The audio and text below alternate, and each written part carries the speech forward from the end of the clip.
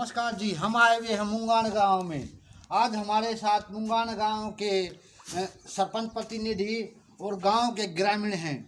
आइए जानते हैं इस गांव में क्या क्या समस्याएं हैं। तो नमस्कार जी। नमस्कार भाई। क्या नाम है जी? अनूप नाम भाई। अनूप जी, इस गांव में क्या क्या समस्याएं हैं? समस्या भाई हर एक ये गरीब आदमी ना को प्लॉट मिल रहा है कि सरकार में 10 साल में ना को बच्चे को नौकरी लगी है, समझा ना कुछ भी नहीं हुआ है। ये सरकार में गरीबा सर्वे हो गया, कुछ भी नहीं हुआ है। सर्वे वाले आए नहीं है ना कुछ नहीं आया हाड़े बिल्कुल भी, समझा।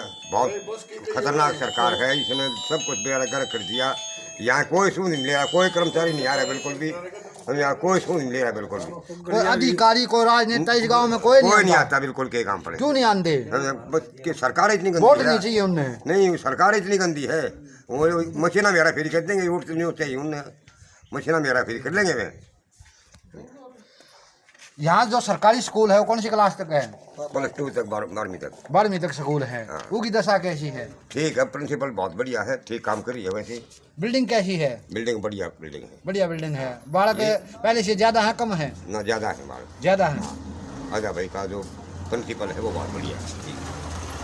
तो इस गांव में जैसे हमने देखा कुछ गांव में गंदे पानी की निकासी नहीं है, तो उस गांव में क्या समस्या है? कोई गुंदे निकासी बिल्कुल नहीं है, 1% भी। क्या समाधान किया जा सकता है? भाई वो तो सरकार करेगी।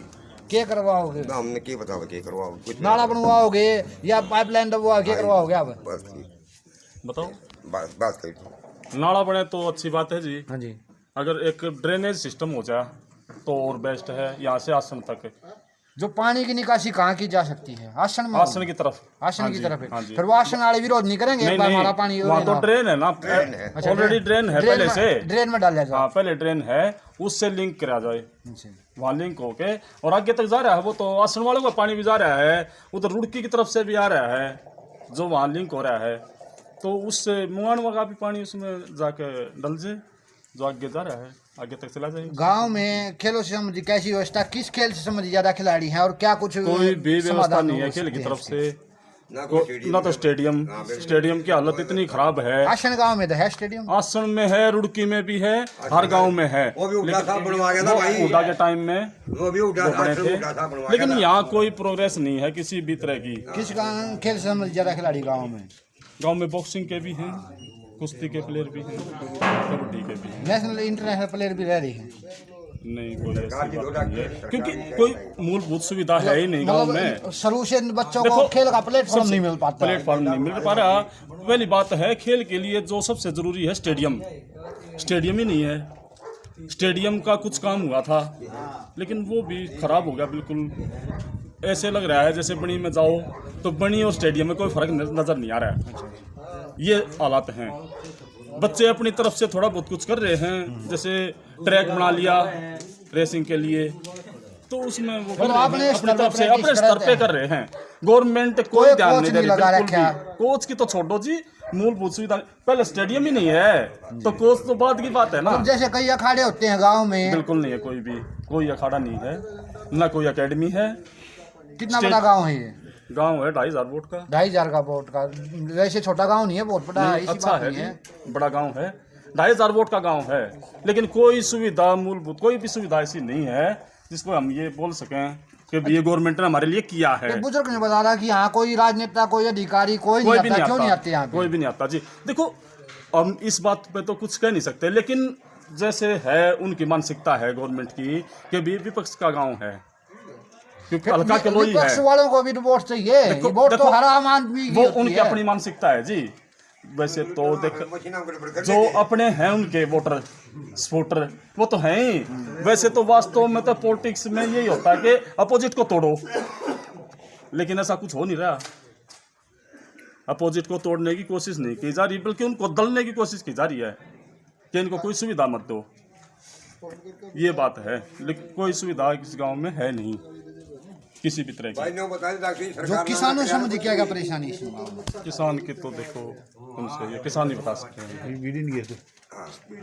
इनसे। ये सरकार ने करा जी, 1 रुपया भी नहीं लगा इस गाँव में, 1 रुपया भी। हल्का कलोई के लिए हमला करी है बहुत ज्यादा, समझा। बहुत कुछ भी काम नहीं हुआ, 1% भी काम नहीं हुआ। क्यों ना लाते? विपक्ष का माने हैं फिर विपक्ष का गांव में उनके वोट नहीं थी। ना ना वोट तो मशीन हम गड़बड़ कर ले बता दी आप सही। ये तो चोरों का राज किसानों है, से संबंधित क्या ये समस्या? चोरों का राज है भाई बाबूजी। ये चोरों अभी का जैसे राज। कुछ दिन पहले किसानों का मुआवजा की लिस्ट आई थी, हाँ। 2-3 महीने पहले। ये देखिए, क्या इस गांव में मुआवजा आया है? 15 रुपये दे हैं एक किले के 15 रुपये बता बोल भाई। एक किला के 15 रुपये 15 मुआवजा आया है। रुपया 15 किसका आया? 12 रुपये। 1.5 रुपया है? दरिया क्या 1.5 रुपया था। हाँ बता बोलिए को बात है यार, ये कोई सरकार नाम की चीज थोड़ी है, ये तो गुंडागर्दी है यार। ऊपर से लेकर नीचे तक बिल्कुल खराब खाना अभी है। गांव की जो ये फसल है खेतों में बर्बाद कैसी हो रही है? खड़ी है, बर्बाद हो रही है। आप तो पत्रकार हो, जाके देखो आप कितना बुरा हाल है। सब कुछ किसान बर्बाद हो रहा है बिल्कुल, लेकिन कोई सुन नहीं ले रहे। ना कोई गिरदावरी, ना कोई रिकवरी, ना कोई कुछ भी नहीं, बिल्कुल ना कोई समझा सही ला रहा था, कुछ भी नहीं। हमारे साथ आज गांव के ग्रामीण थे और सरपंच प्रतिनिधि जो थे, जिन्होंने बताया कि इस गांव में ना तो कोई स्टेडियम है, ना ही कोई और जैसे गंदे पानी की निकासी का कोई समाधान है। और इस गांव में सबसे बड़ी बात है, ना कोई अधिकारी आता है, ना कोई राजनेता आता है। तो आप समझ सकते हो इस गांव का कि क्या हालत हो चुकी है। गरीबों के मकानों का भी सर्वे नहीं हुआ है। बिल्कुल जी। ये जो चाहते हैं, और किसानों की हालत तो इतनी बदतर हो चुकी है इस गांव की कि एक ग्रामीण ने तो हमें ये बताया है कि किसान का जो मुआवजा है वो 1.5 रुपये पर एकड़। आप सोच सकते हो 1 किला का 1.5 रुपया मुआवजा में क्या हो सकता है। हमारे पास में प्रत्यक्ष प्रमाण है। अगर 12 रुपये मुआवजा है 1 किले का, प्रत्यक्ष प्रमाण दिखा सकते हैं इस गाँव में आदमी।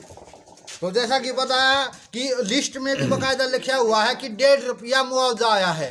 तो 1.5 रुपया का मुआवजा से किसान क्या करेगा? आप सोच सकते हो, जहां 50-60 हज़ार रुपये पर एकड़ आदमी किसान अपना खर्च करता है और वो फसल नष्ट हो जाती है, और जब 1.5 रुपया मुआवजा आता है तो उस किसान की हालत पर शायद ही कोई सरकार चिंतित हो।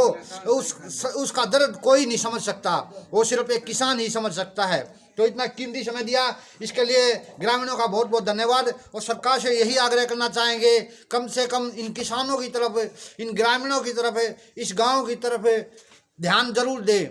और इन्हीं शब्दों के साथ जय हिंद, जय भारत। और इनकी समस्याओं का जल्द से जल्द समाधान करें।